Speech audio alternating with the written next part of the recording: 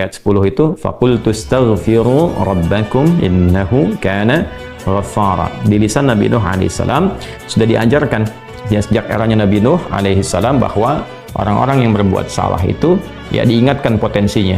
Ada rahmat Allah Subhanahu wa taala untuk memperbaiki kesalahannya sehingga menjadi saleh. Ya, ini satu fitrah.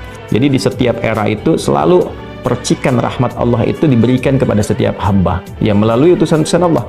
Di era-eranya ada rasul ya, ada nabi, kemudian rasul nabi berhenti ya dengan hadirnya Nabi Muhammad SAW dan wafatnya beliau, selesai era kenabian, selesai era kerasulan. Maka semua petunjuk-petunjuk yang telah sempurna itu diteruskan oleh sahabat beliau dari kalangan ulama. Nanti kalangan ulama ini mengajarkan kepada ulama di generasi selanjutnya, di tabi'in, tabi'ut tabi'un, sampai kemudian kepada kita. Ya, ini pakemnya sudah ada. Jadi dalam diri kita ini boleh jadi setiap manusia itu kan tidak ada yang suci ya, kecuali para nabi dan rasul yang memiliki sifat maksum, dijaga dari kesalahan. Boleh jadi saya, Anda, kita berbuat satu kesalahan, tapi rahmat Allah menjadikan kita itu mendapatkan fitrah untuk memperbaiki itu. Nah, ini yang nggak dimiliki oleh setan. Setan itu salah ya salah, kan? Salah ya salah. Jadi ketika dia berusaha untuk mendapatkan rahmat Allah pun dengan taubat itu selalu terhambat dengan kesombongannya, istakbar itu. Ya, satu kali ditawari untuk bisa mendapatkan ampunan pun ya, lalu diberikan satu syarat untuk hormat kepada jasadnya Adam pun kan, itu tetap kemudian dia abai. Sekali lagi saya ingatkan untuk menekankan bahwa kita ini tercipta sebagai manusia, bukan setan. Ya, sepanjang kita menyadari kita manusia dan berbuat salah, maka aktifkan sinyal taubat itu. Ya, sejak di era sebelumnya, bahkan di era Nabi Adam alaihissalam turun ke muka bumi, kemudian juga berkeluarga. Ya, risalah-risalah tentang taubat itu selalu kemudian disampaikan. Nah, di era Nabi Nuh alaihissalam, rasul pertama. Jadi kalau Adam itu nabi yang pertama, Nuh alaihissalam rasul yang pertama. Umatnya salah, maka dengan kasih Allah Subhanahu wa taala diturunkanlah kemudian pengingat. Ya, lewat fitrah kemanusiaan ini, lewat Nabi Nuh alaihissalam disampaikan faqultu astaghfiru rabbakum innahu kana ghaffara. Ya, maka aku tegaskan kepada kalian, istaghfiru rabbakum, cepat istighfar, cepat balik lagi, ambil kalimat-kalimat ampunan, ambil kalimat-kalimat tobat ya dari Allah Subhanahu wa taala, menggunakan Rabb tuh yang telah menciptamu, merawatmu, menyayangimu, mengingatkan. Jadi Rabb itu ada nilai-nilai rububiyah di dalamnya. Ya, ada sifat-sifat rububiyah.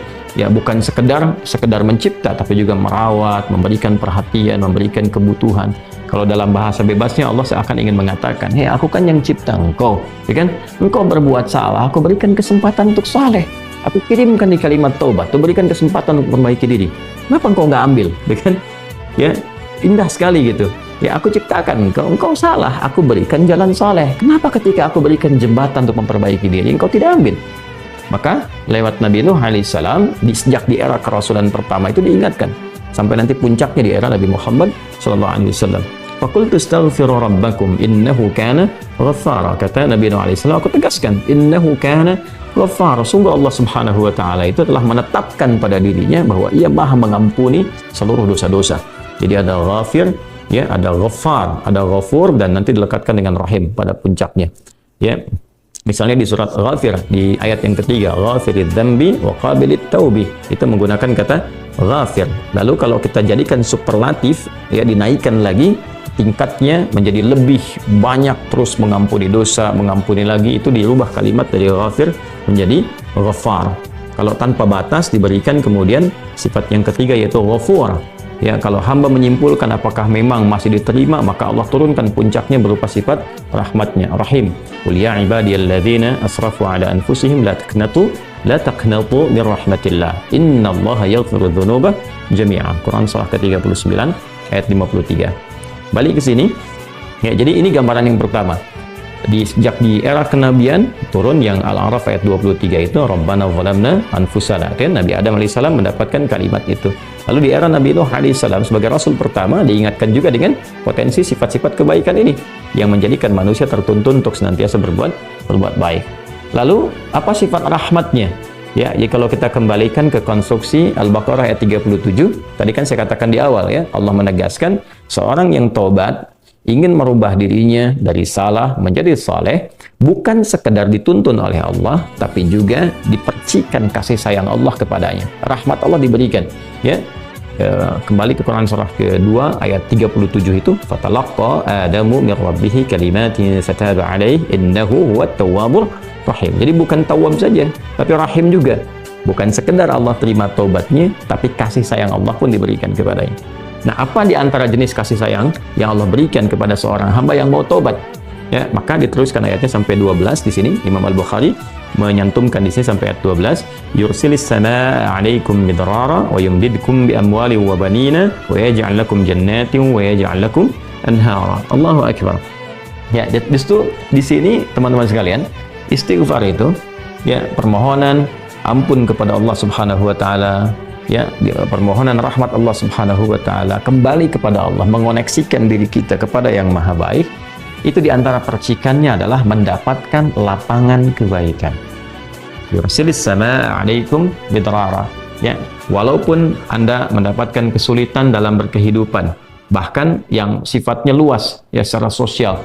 Kalaupun tanahnya gersang, ya, kalaupun kemarau berkepanjangan, itu ternyata dengan satu daerah itu, satu desa itu, satu wilayah itu mengoneksikan diri mereka kepada Allah, beristighfar. Ini faedahnya istighfar. Dengan beristighfar kepada Allah, taubat dari maksiat, ternyata bisa mendatangkan rahmat bukan hanya untuk pribadinya, untuk satu wilayah. Ya, ini pelajaran dari Quran. Ya, Allah akan memberikan kesan begini, jangankan bagi setiap personalnya, setiap orangnya. Ya kan?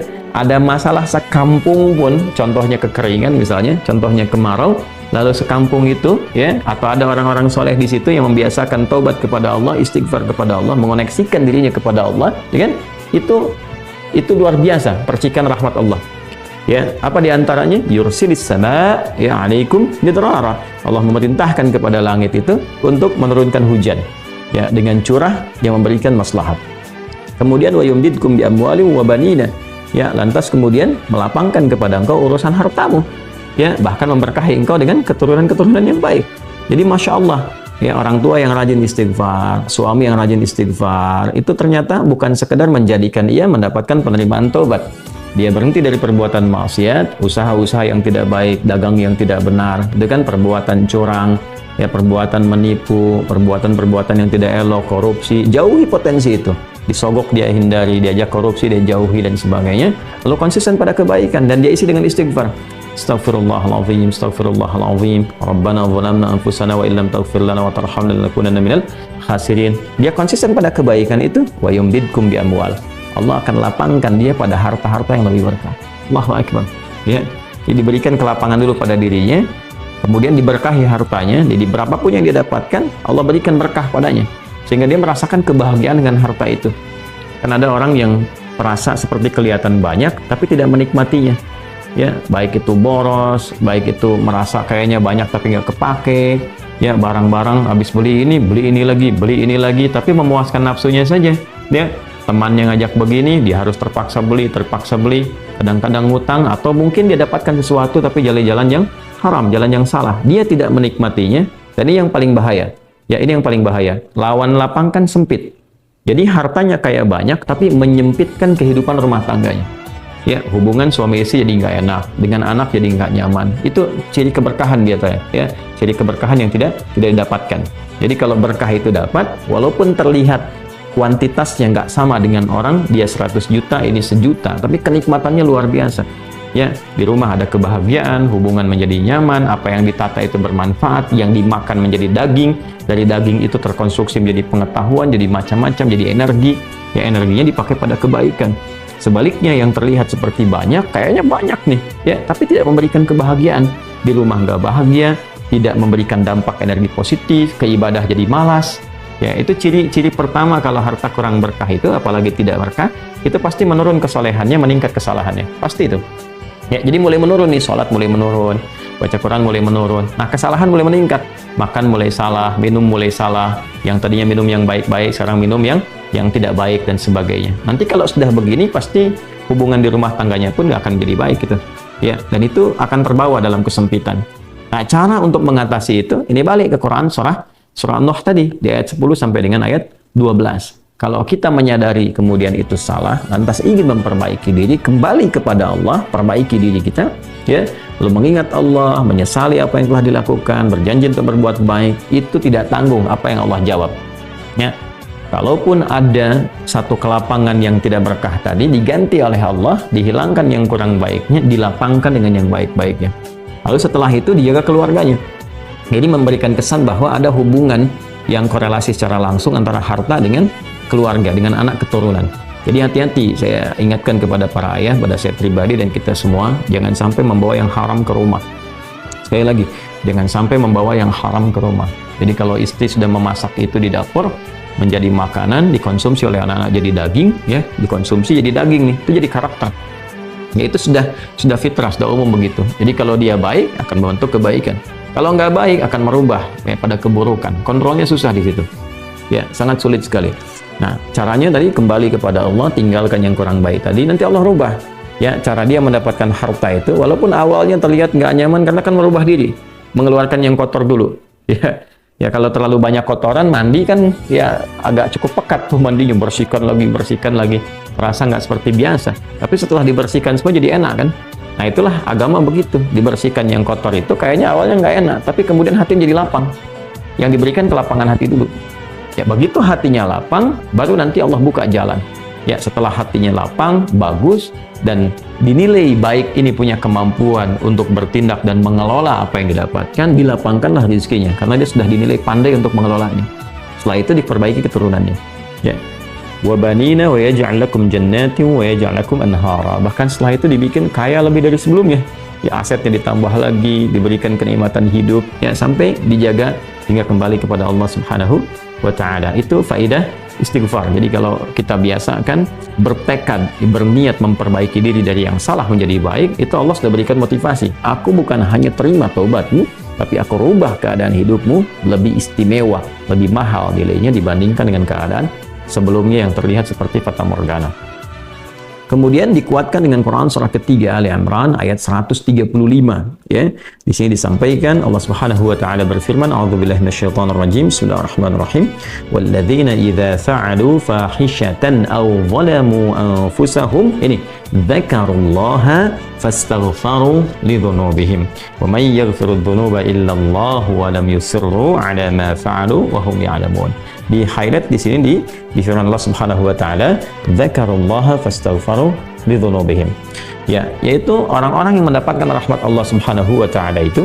Jadi ini korelasinya dengan ayat 133. Jadi ayat 133 itu Allah Subhanahu wa taala berjanji bagi orang-orang yang menyegerakan istighfar. Jadi ingat dosa hari ini nih. Sekarang misalnya malam nih, kita ingat ada dosa yang dikerjakan. Lantas ketika ingat itu istighfar, minta ampun sama Allah, gitu kan? Itu menyegerakan sesuatu tanpa jeda disebut dengan sara'a. Ya, sara'a. Jadi ada sa'a, ada sara'a. Kalau sa'a itu menyegerakan sesuatu dengan persiapan. Ya, makanya besok nih ada Jumatan menggunakan sa'a. Fas'au bukan fasari'u. Ya, ya ayyuhalladzina amanu idza nudiya lis-salati min yaumil jumu'ati fas'au bukan fasari'u. Fas'au itu Quran surah Al-Jumu'ah. Ya, Al-Jumu'ah di ayat yang keberapa? Ayat 9, gitu kan? Allah menyampaikan fas'au ila dzikrillah. Bersegera, tapi siap-siap dulu. Mandi dulu, pakai wangian dulu dan seterusnya. Tapi kalau dia bersegera cepat, nyaris tanpa jeda, itu menggunakan sara'ah. Sehingga guru-guru mengatakan bisurah, cepat, nggak usah banyak jedanya, ya kan? Nah, di Ali Imran ayat 133 Allah berfirman, wasari'u ila maghfiratin min rabbikum. Kalau engkau merasa ada salah, bergegas, jangan tunda-tunda. Ya ingat malam ini, jangan tunda besok. Gimana kalau kemudian tengah malam meninggal? Ya segera istighfari. Nah orang yang menyegerakan istighfar saat ingat kesalahan, apa yang didapatkan? Wa jannatin arduhas samawati wal ardu uiddat lil muttaqin. Maka orang ini akan diberi harapan oleh Allah, ya diperkenankan untuk memohon, bahkan ketika pulang disiapkan surga untuknya seluas langit dan bumi. Dan itu bagian dari sifat takwa. Jadi takwa itu bukan sekedar amar ma'ruf. Saat Anda ingat sholat, Anda ingat puasa, ingat baca Quran. Tapi takwa juga ada bagiannya nahi mungkar. Saat Anda ingat salah, lalu Anda taubat. Ya, saat Anda ingat salah, Anda pengen jadi soleh. Saat Anda ingat maksiat, Anda ingin taubat. Itu bagian dari takwa. Nah, bagaimana kemudian cara mengimplementasikan itu semua? Nah, ini poinnya. Ya, walladzina idza fa'alu fahishatan aw zalamu anfusahum dzakarullaha fastaghfaru lidzunubihim. Itu orang-orang. Ini menggunakan, sering diterjemahkan dengan orang-orang yang, gitu kan? Walladzina, alladzina disebutkan 1080 kali dalam Al-Quran setidaknya. Ya mencakup semua tanpa batas, laki-laki, perempuan, besar, kecil, tua, muda, punya jabatan, tak punya jabatan, semua tanpa kecuali. Artinya semua orang dengan keadaannya berpotensi berbuat salah. Ya, kecuali tadi Nabi dan Rasul yang punya sifat maksum. Ya, Allah jaga dari kesalahan. Kita yang bukan Nabi, bukan Rasul, itu berpotensi salah. Apapun profesinya, apapun jabatannya, apapun tugasnya, berpotensi salah. Ya, pun demikian termasuk saya. Pasti salah, pasti. Nggak ada yang nggak salah. Jadi kalau ada yang mencari kesalahan, misalnya saya pribadi, pasti menemukan. Pasti. Dan percuma mencari kesalahan manusia. Karena pasti ditemukan. Ya, dan ini catat yang paling penting. Hindari mencari-cari kesalahan itu karena kita tidak tahu bahwa mungkin ketika seorang divonis salah itu dia sudah mengistighfari, sudah mentaubatinya. Ini poin besarnya. Hati-hati gitu ya, hati-hati. Karena itu Nabi selalu menganjurkan mencari kebaikan orang, menyebutkan, meneladaninya, alih-alih mencari kesalahan seseorang. Ya kenapa? Karena pasti ditemukan. Tapi yang tidak pasti itu, kita nggak bisa memastikan orang itu sudah taubat atau belum. Yang paling bahaya adalah mencela orang, mencari kesalahan orang, mencaci orang yang sudah dia taubat dan taubatnya diterima orang, diterima Allah Subhanahu wa taala. Hati-hati ya, mencari kesalahan orang, mencela orang, ya kan? Yang dia sudah mentaubati kesalahannya dan taubatnya diterima oleh Allah Subhanahu wa taala. Allahu akbar. Itu azim, itu hati-hati ya. Ya, sesuatu yang besar sekali dosanya di sisi Allah Subhanahu wa taala. Nah, ini kembali ke sini, ketika seseorang dia sadar berbuat salah, dia salah. Alladzina, semua orang potensi salah. Ya, idza fa'alu fahisyah, ketika dia berbuat fahisyah. Ya, fahisyah itu pernah saya sampaikan ya, turunannya nanti fahsya namanya. Jadi sifat kesalahan yang muncul dari syahwat. Ya, mohon maaf, zina, pornografi, porno aksi, kata-kata jorok, kata-kata kotor dengan semua bentuknya. Baik itu di media sosial, digital ataupun juga di praktikal yang nampak secara fisik misalnya, itu jelas salah. Jelas dosa. Ya, al-zalamu anfusahum, atau bentuk mungkar, menempatkan suatu bukan pada tempatnya. Ya, mohon maaf, ya, mencuri, merampok, membunuh, ya, korupsi, hoax dan sebagainya, itu zalim, perbuatan zalim. Nah, saat seseorang berpotensi salah, ya, dari fahsya dan mungkarnya, dia berbuat perbuatan dari dorongan syahwatnya atau mungkar, dari keinginan nafsu perut dan akalnya, dia berbuat yang salah, lalu zakarullah, dia ingat Allah. Nah, ini poinnya. Ini menarik sekali nih. Ini menarik sekali. Kok lanjutan ayatnya zakarullah? Bukan dia sadar bahwa dia itu telah berbuat salah. Kenapa zakarullah? Ini poinnya. Ya. Karena Allah ingin selalu menautkan sifat seorang hamba menjadi baik itu dengan rahmat. Ini poinnya. Jadi kalau bukan rahmat Allah Subhanahu wa taala, mustahil kita bisa mengarah pada kebaikan. Allahu akbar. Ya, lillah karena Allah. Lillah karena Allah. Ya, jadi orang-orang yang bertaubat dengan merasakan rahmat Allah itu beda dengan sekedar dia pengen memperbaiki, lain rasanya, lain. Ya, jadi kalimat zakarullah itu mahal sekali. Jadi ingin memberikan dampak kesadaran kepada kita bahwa Allah tuh nggak ninggalkan kamu. Ya, Allah tahu kamu salah, tapi sepanjang nyawa kamu belum sampai ke kerongkongan, kamu diberi potensi untuk taubat. Ya, taubat. Kan sering saya ungkapkan, Firaun saja, Firaunnya dikirimkan 2 nabi, Musa dan Harun. Ya, sebagai keadilan Allah, kasih Allah dan adilnya untuk memberikan hidayah. Ya, sampai titik puncak kan nyawanya di kerongkongan. Cuman sayang kan dia sendiri yang memilih untuk tidak mengambil hidayah itu.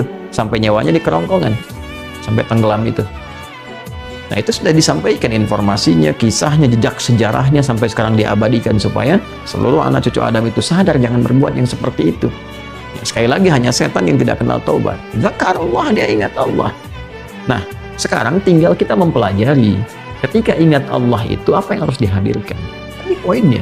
Allah tawarkan kita bukan hanya sekedar jadi baik, rahmat dibuka, kasih sayang dibuka, kelapangan hati dibuka. Ya, makanya saya barangkali juga ingin menekankan materi-materi semacam ini, yaitu penting untuk disampaikan ya kepada saudara-saudari kita barangkali yang sekarang dengan kasih sayang Allah itu ya diisolasi di satu tempat seperti lapas misalnya, lembaga permasyarakatan. Boleh jadi itu kasih Allah untuk diperbaiki sehingga dia konsisten bisa berbuat baik saja di dalam, ya, terjaga dari perbuatan-perbuatan di luar, dikontrol supaya bisa kembali pada jalan yang baik. Dia bisa di dalam, bisa memperbaiki diri, istighfarnya enak, bisa ngaji, kadang ketemu ke masjid dan sebagainya. Kalau ini dimanfaatkan dengan baik, Allahu Akbar, Allah kasih kelapangan. Ya, walaupun mungkin tinggal di tempat yang sempit, terasa kemudian dibatasi dengan sel-sel, tapi hatinya lapang, itu luas, megah, dan jadi nikmat. Ya, orang butuh waktu untuk menghafal, butuh suasana. Anda punya tempat yang cukup ideal untuk menghafal Quran, memperbaiki diri, dan fikihnya ada kan? Dan Dan sangat jelas sekali kenapa di antara kisahnya Nabi Yusuf alaihissalam ya diizinkan oleh Allah untuk masuk ke dalam ruang itu untuk memberikan sebuah pencerahan sehingga menemukan modelnya. Ini model orang saleh yang mau jadi saleh. Bahkan setelah itu dia keluar dan diangkat jadi pembantunya raja, kan pada masa itu asisten rumah tangganya raja. Naik gitu dari sosok yang salah ya, kemudian dia tobat mengambil petunjuk dari Nabi Yusuf alaihissalam, dia berubah jadi orang hebat setelah itu ya, jadi asisten rumah tangganya raja. Itu luar biasa gitu ya. Tapi yang memilih kemudian untuk jalan-jalan keburukan, tetap bertahan di dalamnya, selesai gitu ya. Ini tawaran sesuatu yang indah ya. Bahkan ada juga yang terakhir, ini yang paling luar biasa, orang yang sudah mendapatkan ancaman hukuman ya, sampai kemudian juga mengakhiri kehidupannya, tapi dia mau bertobat ya. Maka dia bisa mengakhiri kehidupannya itu dengan apa yang telah ditetapkan. Misalnya kan kita nggak tahu garis takdir itu bagaimana ya. Wallahu alam, tiba kemudian manusia memberikan hukuman, tapi Allah dengan kehendaknya merubah itu semua, bisa berubah ya. Tapi kemudian kalau itu bersamaan dengan takdir yang telah Allah tetapkan, dia menjadi baik. Jadi di Islam itu selalu ada solusi, selalu ada solusi, dan pedomannya mengantarkan pada kebahagiaan. Itu poin tertinggi.